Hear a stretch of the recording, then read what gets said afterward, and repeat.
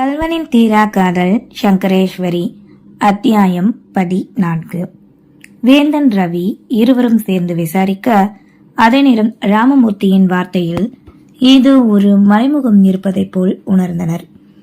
பின் அவரை மட்டும் தனியாக கான்ஃபரன்ஸ் அறை ஒன்றிற்கு அழைத்துச் சென்று, சார், உங்களுக்கு ஏதோ தெரிஞ்சிருக்கு, உண்மையை சொல்லுங்க.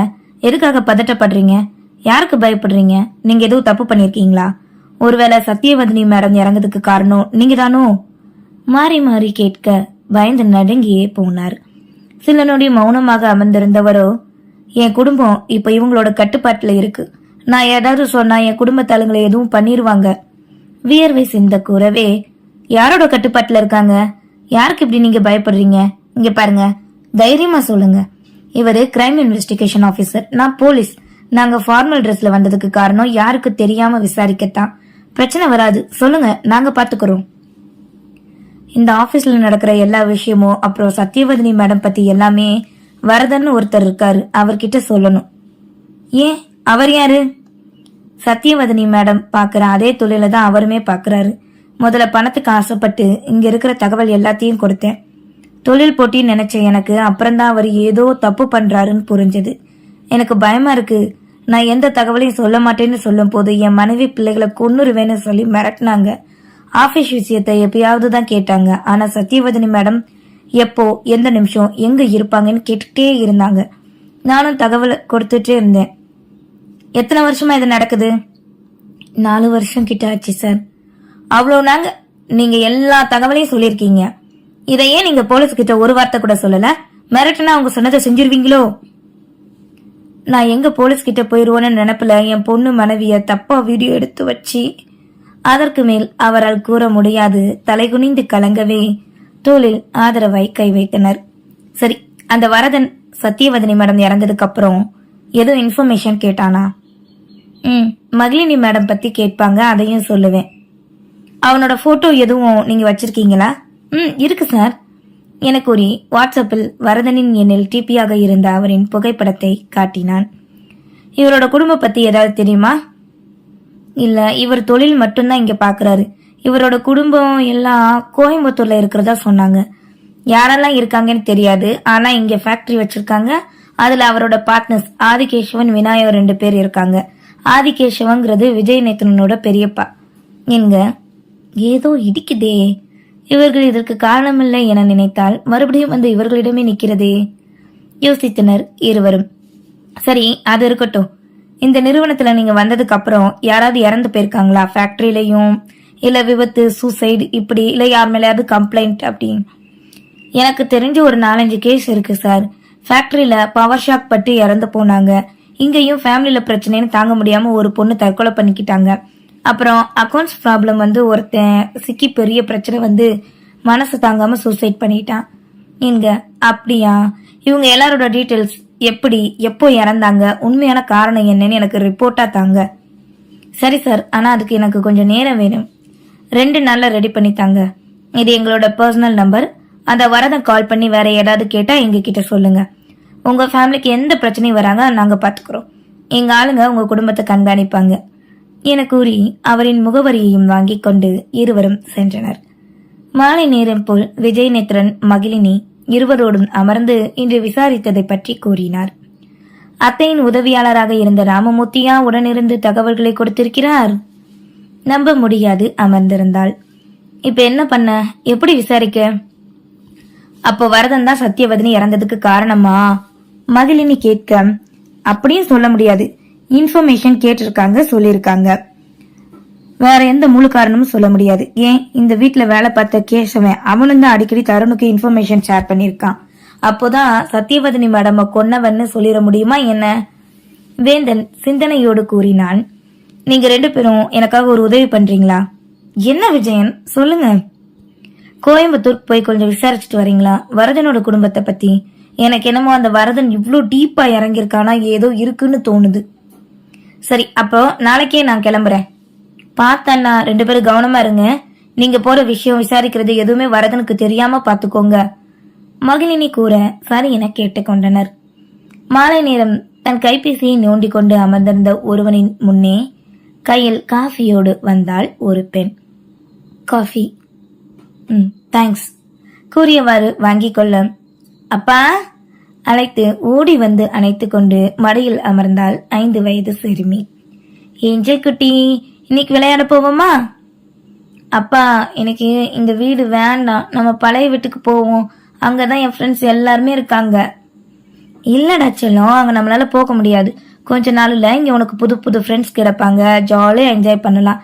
வா, அது வரைக்கும் அப்பா கூட விளையாடு.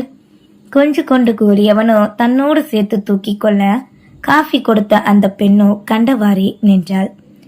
நானும் பாப்பாவும் வெளியே போய் விளையாடிட்டு வரோம். பார்த்து கவனமாயிருங்க. ஏன்னா காலையில நம்ம முன்ன தங்கியிருந்த பக்கத்து பிளாட் அக்கா கிட்ட யாரோ நம்மளை பத்தி விசாரிச்சாங்களாம்.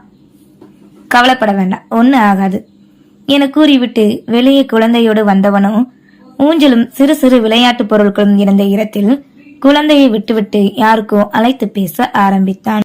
கவலைப்பட வேண்டாம், ஒண்ணு ஆகாது என கூறிவிட்டு வெளியே குழந்தையோடு வந்தவனோ ஊஞ்சலும் சிறு சிறு விளையாட்டு பொருட்களும் இருந்த இடத்தில் குழந்தையை விட்டுவிட்டு யாருக்கோ அழைத்து பேச ஆரம்பித்தான். மறுநாள் விஜயநேத்திரனின் சொல் கேட்டு விசாரிக்க வேந்தன் ரவி இருவரும் சென்றுவிட இப்போது மகிழினிக்கு போடப்பட்டிருந்த கட்டினை பிரித்து பேண்டேஜ் மட்டும் போட்டிருந்தாள். பேத்திக்கு திடீரென காய்ச்சல் வந்துவிட விஜயிடம் சொல்லிவிட்டு மகளை பார்த்து கொள்ளுமாறி கூறி கோசலை தன் வீட்டிற்கு சென்று விட்டார். விஜய்க்கு தேவையான பழச்சாறினை கொண்டு வந்து கொடுத்தவளோ மடிக்கணினியை எடுத்துக்கொண்டு சோஃபாவில் அமர்ந்து விட்டாள். முடிந்தளவு விஜய் முகத்தை பாராது தவிர்த்து இருக்க அதனை புரிந்தே அமைதியாக இருந்தவனோ அன்று கேட்டுவிட்டான். என் முகத்தை கூட பார்க்க முடியாத அளவுக்கு அவ்வளோ கேவலமாவா இருக்கேன்? எதுக்கு இப்படி பேசுறீங்க? பின்ன நீ பார்க்கவே மாட்டிக்கி. பார்க்கணும் அவ்வளவுதானே, சொல்லுங்க என்ன விஷயம்? அவனுக்கு நேராக திரும்பி அமர்ந்து கேட்க குறும்போடு ஒற்றை கண்ணை சிமிட்டு இதழ் குவித்தான். அவனின் இந்த திடீர் செய்கையில் திகைத்து விலைகள் விரிய மிரண்டவளோ பின் முறைக்க, இப்ப எல்லாம் என் கண்ணுக்கு நீ ரொம்ப அழகா இருக்க, உன்னை பார்த்துக்கிட்டே இருக்கணும் போல இருக்கு. ஃபிக்ஸ் பண்ண நாள்ல இருந்து நம்ம கல்யாணம் நடக்க முடியாம போகுதுன்னு தான் நினைச்சு கூட பார்க்கல. ஏக்கமாய் பெருமூச்சு விட்டு கூற, உங்களுக்கு இப்படி எல்லாம் பேச தெரியுமா? மத்தவங்களை என்னைக்கும் நீங்க நினைச்சதே கிடையாதே, இதுல ரசிக்கிறீங்களா? அதுவும் என்ன போய் என் மேல உங்களுக்கு எப்பவும் நம்பிக்கை இருந்ததே இல்லையேங்க. என் அம்மா இறந்ததுக்கு காரணம் நீதானடி, வார்த்தைக்கு வார்த்தை சொல்லுவீங்களே மிஸ்டர் விஜயநேத்திரன். இப்ப கொஞ்ச நாளாவே ஏன் வித்தியாசமா பிஹேவ் பண்றீங்க? ஆமா, எப்படி திடீர்னு உங்களுக்கு பிடிக்க ஆரம்பிச்சது என்ன? முன்ன இருந்த மாதிரி தானே இப்பவும் இருக்கேன். ஒருவேளை உங்களுக்கு சேவகம் பண்ணிக்கிட்டு உங்க காலுக்கு கீழே அடிமையா நீங்க சொல்றத மட்டும் கேக்குறதால மனசு மாறிடுச்சோ? கோபத்தை உள்ளுக்குள் வைத்துக் கொண்டு வார்த்தையால் மட்டுமே வாதாடினாள். முகம் சுருங்க நொடியில் விஜயநேத்திரனோ வாடிவிட, என்னாச்சு? முன்னாடி எல்லாம் நான் ஏதாவது சொன்னாலே சண்டைக்கு முறைச்சுக்கிட்டு வந்து நிப்பீங்க, இன்னைக்கு என்ன அமைதியா இருக்கீங்க? ஓ, அடிப்பட்டதுனால எழுந்துச்சு வந்து என் கழுத்தை பிடிக்க முடியலையோ? நான் வேணா உங்ககிட்ட வரட்டா? சின்ன வயசுல இருந்தே நான் காயம் பட்டு குளிர்காயிற ஆளு நீங்க தானே, இப்ப மட்டும் என்ன என்க? போதும் மகிழினி, ஏதோ தெரியாம சொல்லிட்டேன், இனி உன் முகத்தை கூட பார்க்காம இருக்கேன் போதுமா? நான் இத்தனை நாள் உன்கிட்ட கடினமா நடந்துகிட்டது என் தப்பு தான், என்ன மன்னிச்சிருமா, மன்னிச்சிரு. இரு கரம் குவித்து கூறியவள் நோ படுக்கையின் பின்னே சாய்ந்து விழி மூடினான். பட்டன பேசிவிட்ட பின்னே தவறினை உணர்ந்தவளும் தன்னவனை காண அமைதியாக வருத்தமோடு விழி மூடி கொண்டிருப்பவனை காண முடியவில்லை. சே, இப்படி பண்ணிட்டியே மகிழ், அவனுக்கு மனசுல நேசம் வந்ததே அபூர்வம். நீ என்னடானா புசுக்குன்னு இப்படி சொல்லிட்ட. எவ்வளவு அழகா கண்ணடிச்சு ஆசையா பேசி இத்தனை நாள் மென்மையா நடந்துக்கிட்டான். ஆனா நீ? தன்னை தானே திட்டிக் கொண்டவள் அவனை அழைத்தாள். விஜய், விஜய். மௌனம் மட்டுமே. ஐயோ, இப்படி கெஞ்ச வைக்கானே, போடா சொல்லிட்டு போக மனசும் வரமாட்டேங்குது. மனமோ புலம்ப அவனின் அருகில் வந்து அமர்ந்தவளோ கரங்களை பற்றினாள். சாரி விஜய், ஏதோ டக்குன்னு அப்படி பேசிட்டேன். நீ பேசுனது சரிதானே, தப்பு என் மேலதான், என்னை மன்னிச்சிரு. உன்னை ஒவ்வொரு நொடியும் காயப்படுத்தினது என் தப்பு தான். என் அம்மா கூட இல்லாம போனதாலதான் என்னை விட்டு போனாங்க. இப்போ நான் கூறிக்கொண்டிருக்கும் போதே அவனின் அதரங்களை தன் கரங்களால் மூடினாள். இந்த நேரம் நீங்க எதையும் நினைச்சு மனசு போட்டு குழப்பிக்காதீங்க, சரியா? எல்லாம் சரியாயிடும். மென்மையாய் நம்பிக்கையோடு கூறவே சில நாட்களாக அவளிடம் தான் உருகுவதை உணர்ந்து கொண்டான். அவனின் மனமோ என்னவென்று தெரியாது எதையோ அவளிடம் நாடியது. நீங்க படுங்க கூறியவளோ படுக்க வைக்க முயற்சி செய்ய மகிழினின் கரங்களை பற்றியவனோ நான் உன் மடியில தலை சாஞ்சுக்கிட்டுமா? கொஞ்ச நேரம் இங்கவே வித்தியாசமாய் கண்டவளுக்கோ தயக்கமாய் இருந்தது. அவனின் தவிப்பில் விழிகள் தெரிய மௌனமோடு தலையசைக்க அன்னையின் மடியில் கூட படுக்காதவன் தாயானவளின் அன்பினை தாரத்திடம் பெற நினைத்தான். வரதனின் குடும்பத்தார் கோயம்புத்தூரில் எங்கு இருக்கிறார்கள் என்பதை பற்றி ஒரு வாரமாக விசாரித்த ரவி, வேந்தன் இருவருமே அங்கு பயணித்தனர். அங்கு தங்களுக்கு டிபார்ட்மெண்டில் தெரிந்த ஆட்கள் இருக்கவே அவர்களிடம், என்னாச்சி, நான் போட்டோ அனுப்புனல, அவரை பத்தி இங்க விசாரிச்சீங்களா கேட்க, எஸ் சார், விசாரிச்சோம். நீங்க அனுப்பின போட்டோல இருந்த வரதனோட சித்தப்பா இங்க கட்சியில பெரிய பதவியில இருக்காங்க. அதுவும் போக அந்த வரதனே பினாமியா இருக்கான்னு கேள்விப்பட்டோம். ஆனா ஆதாரம் தான் எங்களுக்கு கிடைக்கல. அப்படியா? வீட்டு அட்ரஸ் கொடுங்க. சார், அவங்க ஜாயிண்ட் ஃபேமிலியா இருக்காங்க. ஒரு படையா அவங்க வீட்டுல இருக்கு. எல்லாரும் பெரிய பெரிய ஆளுங்க கூட டச் வச்சிருக்காங்க சார் என்றதும் புரிந்துவிட்டது தங்களின் பதவியை வைத்து இவர்களை ஒன்றும் செய்ய முடியாதென்று. வருமான வரி சோதனை ஆட்களை ஏவி விட்ட ரவி அவர்களிடம் தங்களின் விசாரணைக்கு உதவுமாறு கூறி தானும் வேந்தனும் அந்த வீட்டிற்கு மற்ற ஆட்களோடு ரைடு சென்றனர். திடீரென சில கார்கள் வந்து நிற்க வரதனின் சித்தப்பா சவுந்தரராஜன் அப்போது கட்சி வேஷ்டி சட்டையில் வெளியே செல்ல கிளம்பி வந்தார். அந்த வீட்டில் வெளியே கட்சி ஆட்களும் சிலர் சவுந்தரராஜனுக்கு கூஜா தூக்க நின்றிருந்தனர். தங்களின் அடையாள அட்டையை காட்டி ரைடு என்று கூறி வெளியே யாரும் செல்லக்கூடாது என்று கூறினர். குடும்பத்தார் அனைவரையும் காலுக்கு வர கூறவே படையை வந்து நின்றது. சவுந்தரராஜன் மகன், மகள், மருமகன், பேரன், பேத்தி, வரதனின் மனைவி, மகள் என்று வந்து என்னவோ ஏதோவென்று நின்றனர். சவுந்தரராஜன் மனமோ, திடீர் என்ன, எந்த ஒரு முன்னறிவிப்பும் இல்லாத எப்படி வந்தாங்க? இதுக்குதான் அரசாங்க அதிகாரிக்கு ஒவ்வொரு மாசமும் லஞ்சம் கொடுக்கறனோ? இப்ப எப்படி முடிச்சிட்டு கணக்கு கேட்டா என்ன சொல்ல யோசனையோடு அமர்ந்திருந்தார். மற்றவர்களும் வேந்தனும் ரவி தனித்தனி ஆட்களாக அங்கிருந்த அறைக்கு சென்று சோதனை செய்ய இதில் இவர்களின் சந்தேகம் அதிகரித்தது. காரணம், பேரன் பேத்திகளின் புகைப்படம் தவிர ஒரு போட்டோ கூட எங்கேயும் இல்லாது போனது. இது எப்படி சாத்தியமாகும்? கூட்டு குடும்பமாக வாழ்பவர்கள் ஏன் ஒரு புகைப்படம் கூட எடுக்கவில்லை நினைத்து தேடலை தொடங்கினர். அப்படி தேடிக்கொண்டிருக்கும் போது பல மணி நேரம் கழித்து கபோர்டு ஒன்று மூடப்பட்டது தெரிந்தது. இது யாரோடது? வந்து தரங்க இந்த கபோர்ட. குடும்பத்தாரை கண்டு கூற வரதனின் அன்னை வயதான பாட்டியின் அறை அது. அதுல ஒன்னும் இல்ல, சவுந்தரராஜன் கூறவே, திறந்து காட்டுங்க, இல்ல நாங்க உடைக்க வேண்டியதா இருக்கும் என்றதும் பாட்டியும் தளர்ந்த நடையோடு சென்று தன்னிடம் இருந்த சாவியை வைத்து திறக்க அதில் புத்தகங்களும் போட்டோ ஃப்ரேமும் தான் இருந்தது. பாத்தீங்களா, இது எல்லாம் நான் எழுதின என்னோட பொக்கிஷமும் என் குடும்பத்தாளுங்க போட்டோவும் தான் என்க வேந்தன் ரவியை ஒரு பார்வை பார்க்க மற்றவர்கள் உள்ளே அனுமதிக்காது அங்கேயே தேடுவது போல் சைகை செய்தான். குடும்ப புகைப்படம் ஒன்றினை எடுத்து அதனை காண அதில் நினைத்தது போன்றே வரதன் இருந்தான்.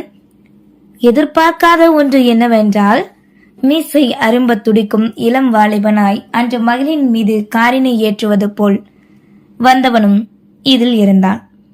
ஒரு நிமிஷம் பாட்டியம்மா, இவங்க 2 பேரும், இது என் மகன், இது என் மகனோட மகன், என் பேரன் என்க அந்த நேரம் உள்ளே சட்டென நுழைந்தார் சவுந்தரராஜன். சோதனை பண்ண வந்தா அதை மட்டும் பண்ணாம எதுக்கு இந்த விவகாரம் எல்லாம் நீங்க கேட்டுட்டு இருக்கீங்க? இதுவும் எங்களுக்கு தேவை. என்ன தேவை? என்ன நினைச்சுக்கிட்டு இருக்கீங்க? நான் நினைச்சா இப்போ இந்த நிமிஷம் உங்களை இல்லாம பண்ண முடியும். பண்ணட்டா? உங்க வீட்டு வாசல் பக்கம் மீடியா ஆளுங்க இருக்காங்க. நீங்க எங்களுக்கு ஒத்து போக மாட்டீங்க, எங்களையே மிரட்டுறீங்கன்னு சொல்லட்டா நான் போய் என்றதும் பேச முடியாது பல்லை கடித்து அமைதியானார். இவங்க எங்க இருக்காங்க? இவங்களோட பேர் என்ன தெரிந்தே உறுதிப்படுத்த கேட்க, சென்னையில என் மகன் ஏதோ தொழில் பண்றான். அம்மா அடக்குவது போல் சவுந்தரராஜன் கூற மற்றவர்களை அழைத்து இவரை வெளியே விடுமாறு கூறவே வெளியே அழைத்து சென்றனர். வரதன் தான்ப்பா இவன் பேரு. ஓ, இவரோட ஃபேமிலி எங்க? கண் கலங்கியவரோ மருமக மக இங்கதான் இருக்காங்க. இவனும் பேரனும் சென்னையில இருக்காங்க. ஆனா ஒரு நாளும் என் மூத்த பேரன் மட்டும் இங்க வந்ததே இல்லை கவலையோடு கூற. ஏன்? அவன் காதல் கல்யாணம் பண்ணிக்கிட்டான். இவங்க யாரையும் அவனுக்கு பிடிக்காது, இவங்களுக்கும் அவனை பிடிக்காது. ஓ அப்படியா? இதுல யாரு உங்க மூத்த பேரன்? இதோ இவன் தான் சசி. இவன் 2வது பேரன் சீலன். இவங்க 2 பேருமே வரதனோட பிள்ளைக தான் என்க தன் கைபேசியில் புகைப்படம் ஒன்றை எடுத்துக்கொண்டான். இவர்கள் பேசிக் கொண்டிருக்க வெளியே ஹாலில் சவுந்தரராஜனும் திடீரென தன்னை மடக்கிய ஆத்திரத்திலும் வரதனுக்கு தகவல் கொடுக்க முடியாத கடுப்பிலும் அமர்ந்திருந்தார்.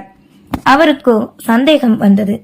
உண்மையில் இவர்கள் சோதனை செய்யத்தான் வந்தார்களா என்று. ஐயோ, இந்த ஆத்தா கிழவி வேற விவரம் தெரியாம எல்லாத்தையும் உளறிக்கிச்சிக்கே, பெரிய பிரச்சனை இழுத்து விடுதோ, என்ன பண்ண யோசிக்க பின் வேந்தன் மாடி ஏறி அங்கே சோதனை செய்வது போல் மற்றவர்கள் அறியாது தன்னுடைய காவல் அதிகாரிகளுக்கு உடனே அழைத்து வரதனை எங்கு செல்ல விடாது கைது செய்துமாறு கூறினார். ஆதாரம் என்கிட்ட இருக்கு, யாரு தடுக்க வரமாட்டாங்க, சொன்னதை செய்யுங்க உடனே என்றதும் அவர்களும் சரி என்றனர். பின் வந்தவர்கள் மொத்த நகை பணை அனைத்தையும் கொண்டு வந்து கணக்கு கேட்டு கொண்டிருக்க ரவியோ வெளியே சோதனை செய்ய சொல்லும் போது வெளியே செட்டில் பல வேன்களும் கார்களும் நிற்பது புரிந்தது. அவர்களிடம் சென்று விசாரிக்க உள்ளே இருந்த குடும்பத்தாளுக்கு வெளியே என்ன நடக்கிறது என்பது தெரியவில்லை. சிறிது நேரம் சென்று ரவி உள்ளே வந்து வேந்தனை கண்டு தலையசைத்தான். அதே நேரம் இங்கே திடீரென வரதன் தங்கியிருந்த வீட்டுக்குள் புகுந்த உடனே அவரை கைது செய்து அழைத்து சென்றனர் காவல் அதிகாரிகள். இரண்டும் ஒரே நேரத்தில் நடப்பதால் எதுவும் தகவல் கூற முடியாது போனது. அதற்காகவே தான் ஒரே நேரத்தில் இதனை செய்தனர். மாலை நேரம் போல் அனைத்தும் முடிந்து கிளம்ப அடுத்த நொடி சவுந்தரராஜனோ தன் அன்னை பெரியவர் என்றும் பாராது திட்டி தீர்த்தார். வந்தவர்கள் வெளியே சென்ற கணமே வரதனை காவல் அதிகாரிகள் அழைத்து சென்றதாக தகவல் வந்தது. ஐயோ, இது வேறையா புலம்பியவரோ உடனே தன் கட்சி ஆட்களை அழைத்து தகவல் கூறி மற்ற தகவல்களை கசிவதற்குள் வெளியே கொண்டு வர முயற்சி செய்தனர். வேந்தன் இதில் தெளிவாக இருந்தான். மற்ற தன் மேலதிகாரியிடம் கூறினால் இதனை செய்ய விடமாட்டார்கள் என்று. அதனாலே ஒவ்வொரு விஷயத்தையும் மறைமுகமாக செய்து மீடியாவில் மற்றும் தகவலை வெளிப்படுத்தினான். மீடியா சென்று வெளி உலகம் வந்தால் அவ்வளவு எளிதில் வெளிக்கொண்டு வருவது சிக்கல் என்பது புரிந்தது. விரைவு செய்தியில் ஆளுங்கட்சி ஆட்களிடம் பினாமியாக இருக்கிறார் வரதன் என்ற தலைப்பு செய்தி மட்டும் முதலில் வெளிவந்தது. விஜயநேத்திரன் மகிழினி இருவரும் ஒருவித தவிப்போடு தான் இருந்தனர். ஏனென்றால் இதனை சரியாக செய்யாவிடில் பிரச்சனை வேந்தனுக்கும் ரவிக்கும் தான். உயிருக்கே கூட ஆபத்து வர வாய்ப்பிருக்கிறது என்பது அறிந்தனர். மகளினியின் பயத்தை அறிந்தவனோ கவலைப்படாத, ஒன்னும் ஆகாது, கரங்களை பற்றி கொண்டு ஆறுதல் கூற மென்மையாய் அவனின் தோளில் சாய்ந்தாள். வரதனை பற்றிய செய்தியை கேட்ட பின் ஆதிகேசவன் விநாயகம் இருவரும் அதிர்ந்தே விட்டனர். இல்லீகல் பணத்தினை வைத்தா தங்களோடு தொழில் தொடங்கினான். இப்போது இதனால் தங்களுக்கும் அல்லவா பிரச்சனை சூழ்ந்தது. வரதனை பற்றிய ஒரு உருவமே தெரிந்திருக்க இப்படி என்றால் சத்தியவதனின் கொலைக்கு இவர்தான் காரணமாக இருந்து அது தெரிய வந்தால் பின் என்னாகும்? அதே நேரம் செய்தியை கேட்ட வரதனின் மகன் சீலனுக்கு நம்பவே முடியவில்லை. எப்படி தந்தைக்கு இப்படி ஒரு நிகழ்வு நடந்தது? உடனே யாருக்கு அழைத்து விட்டு என்னவென்று கேட்டு பின் தங்களின் வீட்டிற்குள் நுழைந்தான். வழக்கம் போல் அந்த சிறுமியோ அப்பா அழைத்தவாறு ஓடிவர அத்தனை பிரச்சனை இருந்தும் வெளிக்காட்டாது குழந்தையை தூக்கி கொஞ்சினான். சமையலறை வாசலில் நின்று அதனை கண்ட அந்த மங்கையின் விழிகள் கரித்து கொண்டு வர, எதுக்கு அழுகுறீங்க? இதெல்லாம் நான் பாத்துக்கிறேன், உங்களுக்கும் பாப்பாக்கும் ஒன்னும் ஆகாது, எந்த பிரச்சனையும் வராது என்க. இதெல்லாம் வேண்டாம், நிம்மதியா இருந்துடலாம், நானும் என் பிள்ளை எங்கேயாவது போயிடுறோன்னு சொன்னேன், நீங்க தான் கேட்கல. இப்ப பாருங்க பிரச்சனை வெடிக்க ஆரம்பிச்சிச்சு. நீங்க கொலை பண்ணிருக்கீங்க, அது மிகப்பெரிய தப்பு. அப்படியா? அப்ப அவங்க பண்ணது கொலை தானே, எப்படி சும்மா விட முடியும்? இருந்தாலும் நீங்க உள்ளக்கு போங்க, முதல்ல நாளைக்கே பாப்பாவும் நீங்களும் கோயம்புத்தூர் கிளம்புங்க, எல்லா ஏற்பாடும் நான் உடனே பண்றேன் என்றதும் அமைதியோடு மகளை வாங்கி கொண்டு அறைக்குள் சென்றவளோ அழுது கரைந்தாள். மறுநாள் விசாரணை அலுவலகத்தில் வரதனின் முன்னே சில அதிகாரிகள் அமர்ந்திருக்க வேந்தன் ரவி இருவரும் ஓரமாக நின்றிருந்தனர். அனைத்து ஆதாரங்களும் கொடுத்திருக்க அதனை எடுத்து பார்க்க கோர்ட் கொண்டு செல்லக்கூடாது என்று கட்சி ஆட்கள் மேலதிகாரிகள் பிரச்சனை செய்யவே இந்த விசாரணை நடைபெற்றது. ஒவ்வொன்றாக பார்த்தவரோ அதிகாரிகள் அதிர்ந்தே விட்டனர். 6 வருடங்களுக்கு மேலே பிளாக் மணி பணப்பரிமாற்றம் நடந்து கொண்டிருப்பது புரிந்தது. சவுந்தரராஜனும் தன் கட்சி ஆட்களும் சம்பாதிக்கும் பணத்தினை ட்ரஸ்டிக்கு கொடுக்கிறேன் என்ற பெயரிலும் கோவிலுக்கு கொடுக்கிறேன் என்ற பெயரிலும் வரதனிடம் கொடுத்து தொழிலில் ஈடுபடுத்தி இருக்கிறார்கள் என்பது தெளிவாக இருந்தது. வங்கிகளின் மூலம் அல்லாது ஆட்களை வைத்தே பணத்தினை பரிமாற்றம் செய்திருப்பது அவர்களை வீட்டில் வேலை செய்யும் டிரைவரின் வாக்குமூலம் கொடுத்ததாக வீடியோ இருந்தது. இதனை இரவோடு இரவாக வேந்தன் ரவி இருவரும் தங்களின் ஆட்களை வைத்து விசாரித்திருந்தனர். அதன் பின் ராமமூர்த்தி வாக்குமூலத்தினை கேட்டு சத்தியவதனின் இறப்பில் சந்தேகம் என மகனாக விஜயநேத்திரன் கொடுத்த கம்ப்ளைண்ட்.